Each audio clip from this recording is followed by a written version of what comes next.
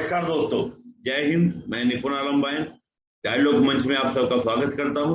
और जैसा कि आप जानते हैं, डायलॉग मंच का मोटिव है यूथ को मोटिवेशन, सही डायरेक्शन और एक ऐसी इंफॉर्मेशन जो उनको बुक्स, मैगजीन और न्यूज़पेपर में नहीं मिलती है, वो उपलब्ध कराना। तो उसी श्रृंखला में आज हमारे साथ जुड़े हैं प्रणव जी, प्रणव कुमार।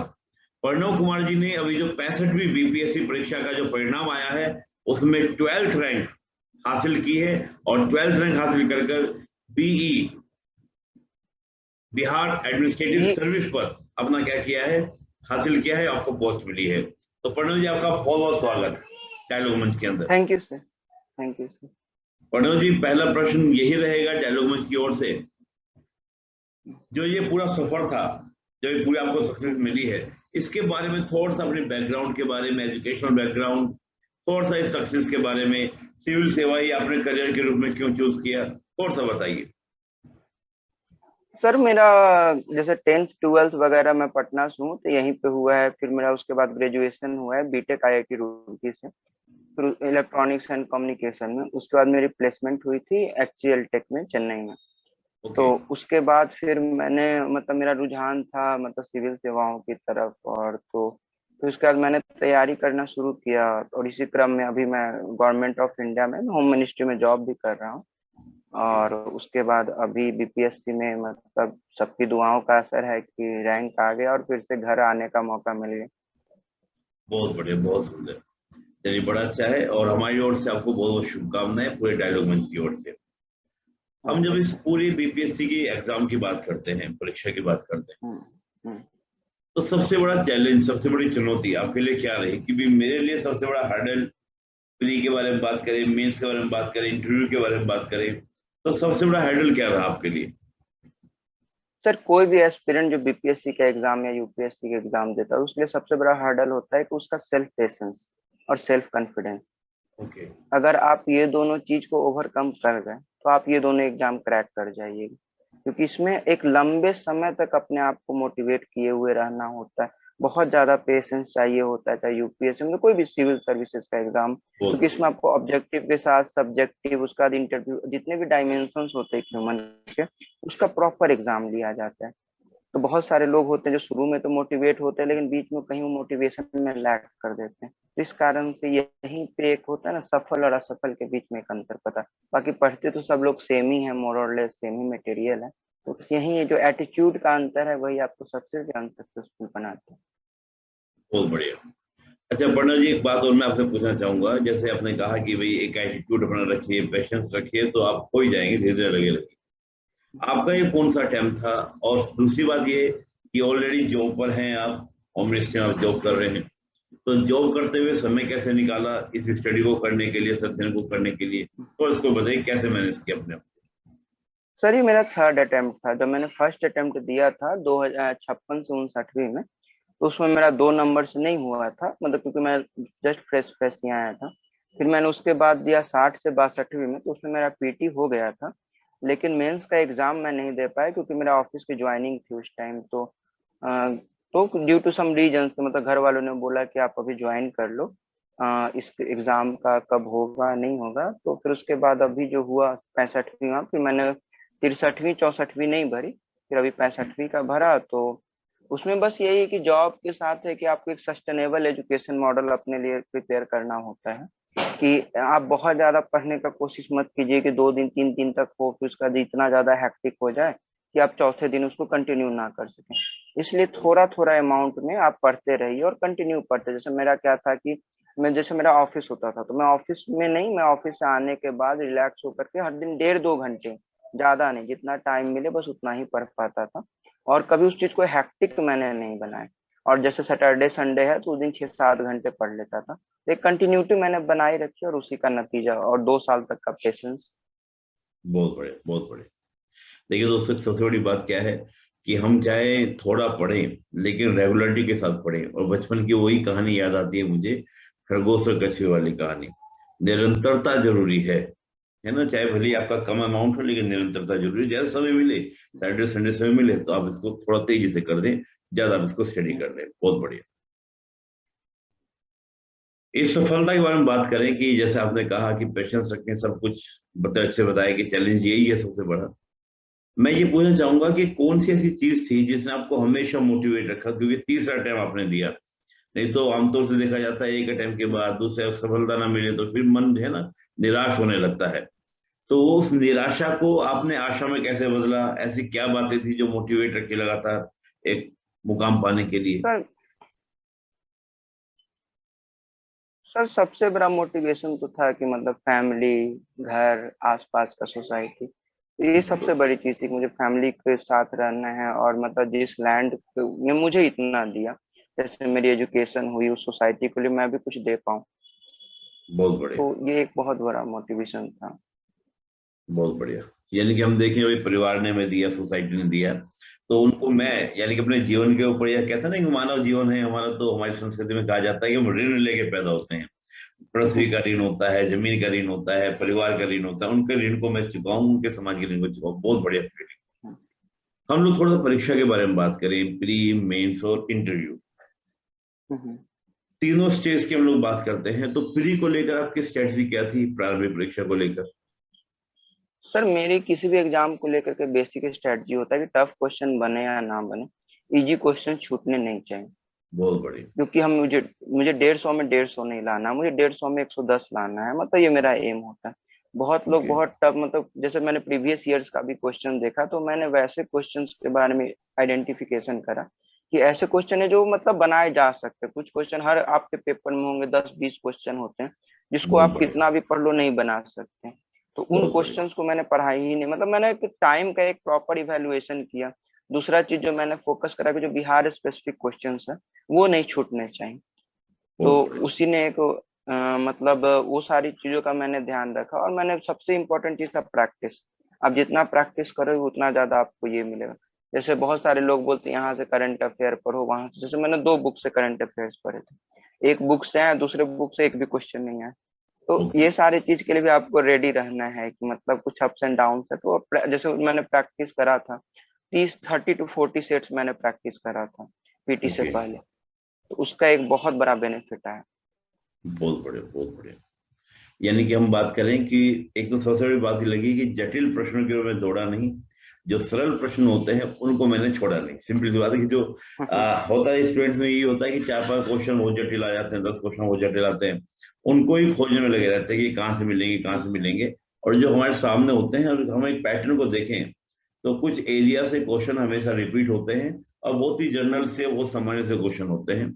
उनका अभ्यास ज्यादा करें तो बात बन जाती है।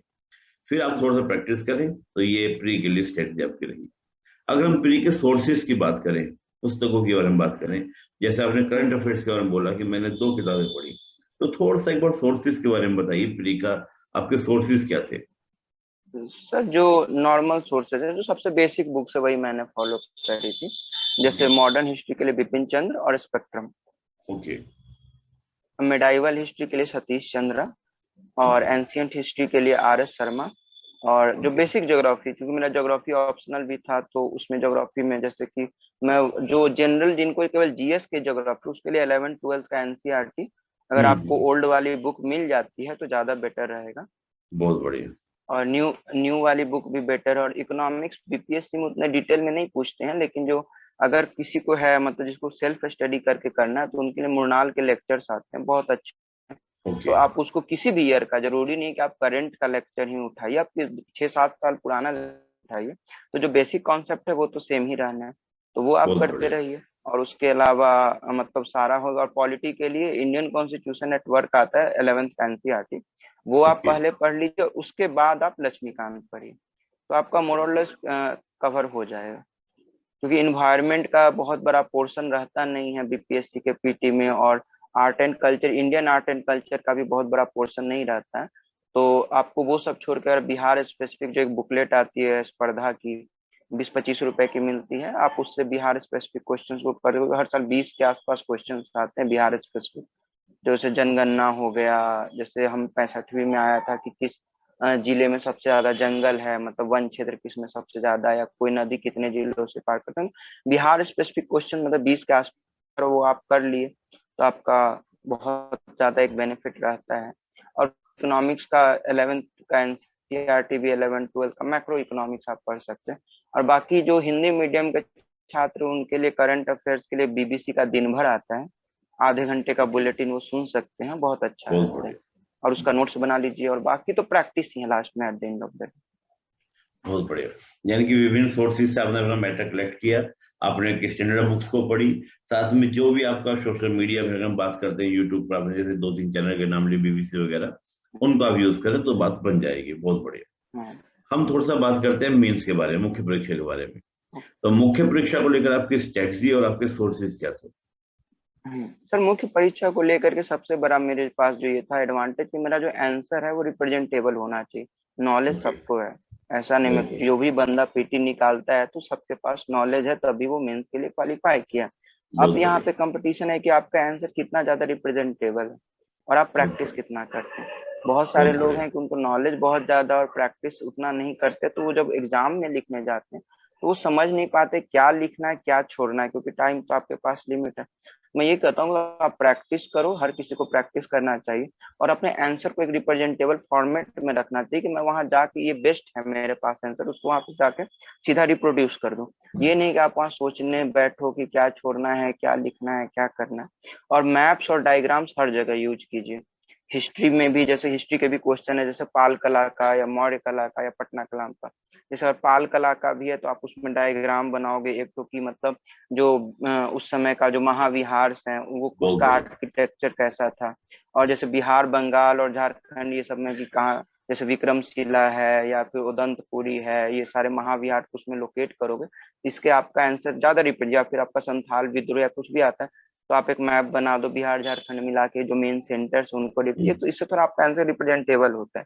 बहुत बढ़िया, और मैप पे प्रैक्टिस हर किसी को करना चाहिए, मतलब एक ट्रेस पेपर का यूज करते हो, इंडिया का मैप और बिहार का मैप। आप हम्म, बिल्कुल रैंडम नहीं, मतलब प्रॉपर आपको प्रैक्टिस होना चाहिए 30 सेकंड के अंदर में। अगर 10 के स्केल में, वो आपका मैप 8 के स्केल पे आना चाहिए, क्योंकि कोई भी एग्जामिनर अगर देखेगा तो पहले आपका, जैसे उसने मैप देख लिया इरिस्पेक्टिव ऑफ सब्जेक्ट, और वो हिस्ट्री का भी क्वेश्चन उसने शुरू में ही देख लिया कि भैया इसने मैप बना दिया है, जैसे मौर्य कला का यहाँ यहाँ मेन मौर्य लोकेशन है, तो उसको समझ आ जाए कि ये बंदा को नॉलेज है, तो आपको उसके एक पॉजिटिव इंप्रेशन जाएगा और मार्क्स अच्छे मिलेंगे। बहुत बढ़िया। देखिए दोस्तों, आप कितना जानते हैं ये तो मैटर करता ही है, लेकिन उससे ज्यादा मैटर ये करता है कि आप उसको प्रेजेंट कैसे करते हैं। कहते हैं ना, आप उसको परोसते कैसे हैं। कंटेंट आपके पास है तो कंटेंट को परोसने का तरीका बेटर होना चाहिए। तो प्रणव जी ने वही कार्य किया, और जितना हो सके मैप का प्रयोग करें। और जैसे उन्होंने आपको सजेशन दिया कि बिहार का, भारत का मैप आपको अच्छे से बनाना चाहिए 30 सेकंड के अंदर, ताकि आप तेजी से उसको क्या करें, लोकेट करें। और ये एग्जामिनर पर बिल्कुल इसका इंप्रेशन पड़ता है कि हाँ, बंदा जानता है, क्योंकि इसने जब मैप बना दिया तो उसके अंदर नॉलेज है। ये एकदम एक अच्छी अभिव्यक्ति होती है, पूरा ना पढ़ाकर आपने एक मैप से अपने आपको शो कर दिया। एक प्रश्न और अक्सर एस्पिरेंट्स के मन में रहता है कि उत्तर जो लिखें वो बुलेट पॉइंट में लिखें या पैरावाइज में लिखें। आपका इसमें क्या कहना है? सर सर इसका कोई ना sir hard and fast rule नहीं है, वो अब क्वेश्चन के ऊपर डिपेंड करता है किस फॉर्मेट में ज्यादा प्रेजेंटेबल है। इसलिए मैं कहता हूँ प्रैक्टिस कीजिए, आप पैरा वाला भी प्रैक्टिस करके देख लीजिए, बुलेट वाला भी प्रैक्टिस करके देख लीजिए। तो आपको, आप किस में जैसे एग्जामिनर के सेटिस्फाई होने से पहले कि आप किस में सेटिस्फाई हो। अगर आप अपने आंसर से खुद सेटिस्फाई नहीं तो एग्जामिनर कैसे सेटिस्फाई है। बहुत बढ़िया, तो इसका कोई हार्ड एंड फास्ट रूल नहीं है। अगर आपको लगता है कि यहाँ पे बुलेट ज्यादा अच्छा लगता है तब बुलेट में लिखिए, यहाँ पे पैरा बिल्कुल, ज्यादा अच्छे लगते हैं तो पैराज में लिखिए। बिल्कुल। यानी कि देखिए, प्रश्न की मांग के अनुसार आप देखिए कि किस तरह से आप अपने आप को बेटर तरीके से प्रेजेंट कर सकते हैं, और कैसे अपनी जानकारी को आप अच्छे तरीके से बोल सकते हैं, चाहे वो पैरा में हो चाहे बुलेट पॉइंट्स में हो। बहुत बढ़िया। हम चलिए मेंस में बात करते हैं कि मेंस में कुछ क्वेश्चंस के बारे में अगर बात करेंगे, दोनों पेपर के बारे में, तो जैसे आपका सोर्सेस क्या रहा पूरा पूरा, कि सोर्स का पूरे प्री के साथ लेकर चले। पहले तो बात यह है कि कंबाइंड स्टडी करी, इंटीग्रेटेड स्टडी करी, या अलग अलग स्टडी करी, और आपके सोर्सेस क्या थे मेंस के लिए? सर मेंस के लिए जो मेरा हिस्ट्री का सोर्स था, मतलब जो आप कहीं भी जाओगे तो बिहार स्पेसिफिक कुछ लिमिटेड ही क्वेश्चंस आते हैं, मतलब बिल्कुल, 15-16 क्वेश्चंस हैं। तो आप कहीं भी जाओ, किसी भी दुकान पे बुकलेट जहाँ भी पे, वहाँ पे आपको दे देगा, चाहे इंग्लिश ओके, मीडियम का हो या हिंदी मीडियम का, क्वेश्चंस विथ आंसर, बहुत तो ये बढ़िया, दे देते हैं। अगर आप ये ज्योग्राफी का, तो 11-12 मतलब प्रीवियस ईयर्स के क्वेश्चन रिपीट होते रहते हैं, या फिर करंट अफेयर्स के लिए तो बस आपको राइटिंग प्रैक्टिस करना है। मतलब मुझे बहुत नहीं बढ़िया, लगता है कोई बहुत स्पेसिफिक सोर्स पढ़ने का जरूरत है बीपीएससी के जीएस के एग्जाम के लिए। जैसे आपका पॉलिटी है लक्ष्मीकांत मोर देन सफिशियंट है, और मैं बहुत ज्यादा, मैंने खुद ही नहीं पढ़ा तो मैं कैसे किसी को बताऊं कि इतने बुक्स पे पढ़ो। और फिर जैसे इकोनॉमिक ज्योग्राफी के जो क्वेश्चंस आते हैं तो उनका एक करंट और वो उसका एक एंगल होता है। तो आप करंट में अगर आपका है सब कुछ तो वो आपका कवर, मतलब मेन है प्रैक्टिस से। मतलब मुझे नहीं लगता मेंस के लिए कोई अलग से सोर्स का जरूरत है, अगर आपने पीटी की तैयारी अच्छे से की, बस आप प्रैक्टिस कैसे करते हो उस पे। डिपेंड करता है, निर्भर करता है। बहुत और बढ़िया। बाकी कुछ भी अगर क्वेश्चन है, आप प्रीवियस ईयर्स क्वेश्चन लेकर के आप गूगल कीजिएगा तो आपके पास मटेरियल मिल ही जाना है। जो आजकल का जो डिजिटल रिवॉल्यूशन हुआ है उससे क्या है, पूरा वर्ल्ड एक तरह से कनेक्टेड हो गया। बहुत बढ़िया। चलिए बहुत अच्छा, यानी कि इंटरनेट पर आपको बहुत सारी चीजें मिल जाएंगी। बस आपको थोड़ा संभाल के उसको आपको क्या करना है, कलेक्ट करना है और अपना काम बना लेना है। बाकी बाजार में जो पुस्तकें उपलब्ध है वही पुस्तकें प्रणव जी ने पढ़ी हैं, लेकिन बस कम बुक्स को आप लीजिए, बहुत ज्यादा आपको लेने की जरूरत नहीं है। और करंट की चीजों को जोड़ते हुए आप चलिए। अच्छा, करंट पर और आपका काफी प्रैक्टिस सबसे इम्पोर्टेंट है। प्रैक्टिस, बहुत बढ़िया। प्रैक्टिस सबसे इम्पोर्टेंट, जितना लिखिएगा उतना आपका प्रेजेंटेशन इनहांस होगा, उतना ही मार्क्स बेटर आएंगे। बहुत बढ़िया, बहुत बढ़िया। हम इस पर बात करें थोड़ा सा करंट के बारे में, तो करंट के लिए आपका सोर्सेज न्यूज़पेपर रहा या न्यूज चैनल्स रहे या कुछ और बुक्स वगैरह या मैगजीन वगैरह आपकी रही? थोड़ा करंट के बारे में बताइए, क्योंकि करंट पर आपका काफी फोकस रहा। सर जैसे करंट के बारे में, जैसे कि आप अगर रेगुलर न्यूज सुनते रहते हैं, चाहे 5 मिनट का रेडियो ही हो या फिर मतलब बिल्कुल यार आप डिसकनेक्टेड हैं, मतलब आप यही सोच रहे हैं कि केवल बुकलेट से हम करेंगे, तो वो अलग चीज हो जाता है। बहुत अगर आप बढ़िया। मतलब रेगुलर, जैसे मैं ऐसे भी मतलब तैयारी करूं या ना करूं, मैं न्यूज सुनता हूँ, तो उससे मुझे पता चल जाता है कि अभी मेन टॉपिक्स जो हैं, मतलब जो डिबेट्स के या अभी पिछले 1 ईयर में जो मेन मेन टॉपिक क्या है। तो जो जो मेन मेन टॉपिक है आपको मोर और लेस आइडिया हो जाता है कि इससे आ सकता है, या फिर आप कोई टेस्ट सीरीज ज्वाइन करो या कहीं भी ज्वाइन करो तो आपको पता होगा। तो उन सारे टॉपिक्स पे आप एक थोड़ा डिटेल बना सकते हैं। कि बिहार के इकोनॉमिक सर्वे को जब आप पढ़िएगा तो उससे आपको पता चल जाएगा बिहार गवर्नमेंट किस किस डायरेक्शन में फोकस कर रहे हैं। जैसे मेरा एक दोस्त बताया, इस बार का मैं बता रहा हूँ आपको। उसने हम्म। बोला कि जैसे इकोनॉमिक सर्वे में एक चैप्टर था ई गवर्नेंस का, तो मेरे दोस्त ने ओके। बताया कि चैप्टर पढ़ लो और इसका नोट्स बना लो। मतलब एक प्रोबेबिलिटी है इसका कि मतलब क्योंकि नए नया ऐड आया है इकोनॉमिक्स मतलब सर्वे में। तो मैंने इकोनॉमिक सर्वे में जितना, जैसे जल जीवन हरियाली मिशन पे भी इकोनॉमिक सर्वे ने फोकस किया था, और भी बहुत सारे जो बिहार गवर्नमेंट की स्कीम्स है, जैसे रिन्यूएबल एनर्जी वाले जो हैं, इस पे और भी मतलब फोकस किया गया है। आप वहीं से आपको सारा मटेरियल भी मिल जाएगा और आप नोट्स बना लीजिए अपने, और उससे क्वेश्चंस आने की प्रोबेबिलिटी रहती है। डेटा मत यूज कीजिए, लेकिन जो बेसिक उसका थीम है, वो डेटा आप याद नहीं रख सकते जितना कॉम्प्लेक्स डेटा होता है इकोनॉमिक सर्वे का। जैसे मैंने ई गवर्नेंस पे जो टॉपिक था, और भी बहुत सारे, जैसे कि ये वाला टॉपिक था जल जीवन हरियाली मिशन पे, क्लाइमेट बहुत चेंज पे बढ़िया। जो बिहार गवर्नमेंट इस बार फोकस कर रही है। मतलब आप देखिए कि क्या ऐसे डायनेमिक टॉपिक्स है, जैसे कुछ तो इकोनॉमिक सर्वे में वो घिसे पिटे टॉपिक्स है जो गवर्नमेंट ने अपने देने ही है। जो नए टॉपिक्स जो ऐड कर रही है हर साल या कुछ, उस पे आप थोड़ा पढ़ लीजिए और वहीं से नोट्स बना लीजिए। बहुत बढ़िया। देखिए, थोड़ा सा स्मार्ट स्टडी करनी पड़ेगी दोस्तों, आपको देखना पड़ेगा कि क्या चेंज हो रहे हैं, क्या परिवर्तन हो रहे हैं। उन चेंजेस के अकॉर्डिंग आप क्या करोगे, अपनी स्ट्रेटजी बनाइए और आप अपना पढ़ाई कीजिए, स्टडी कीजिए। बहुत अच्छा प्रणव जी, आपने प्री मेंस दोनों में बताया। अब हम बात करते हैं इंटरव्यू के बारे में। इंटरव्यू, साक्षात्कार के बारे में। साक्षात्कार के बारे में आपका क्या था, अनुभव कैसा रहा? आप जब बोर्ड में गए तो किस प्रकार का आपको एक्सपीरियंस लगा? काफी कंफर्ट जोन होता है, टफ लगता है, कैसा आपको लगा इंटरव्यू के दौरान? सर इंटरव्यू के दौरान मतलब सब, चूंकि मेरा पहला इंटरव्यू ही था, तो मतलब 2-3 चीजों पे आपको वर्क करना पड़ेगा। पहले तो घिसा पिटा आप अपना वो मत लेके जाइए हॉबीज, उससे क्वेश्चन आएंगे।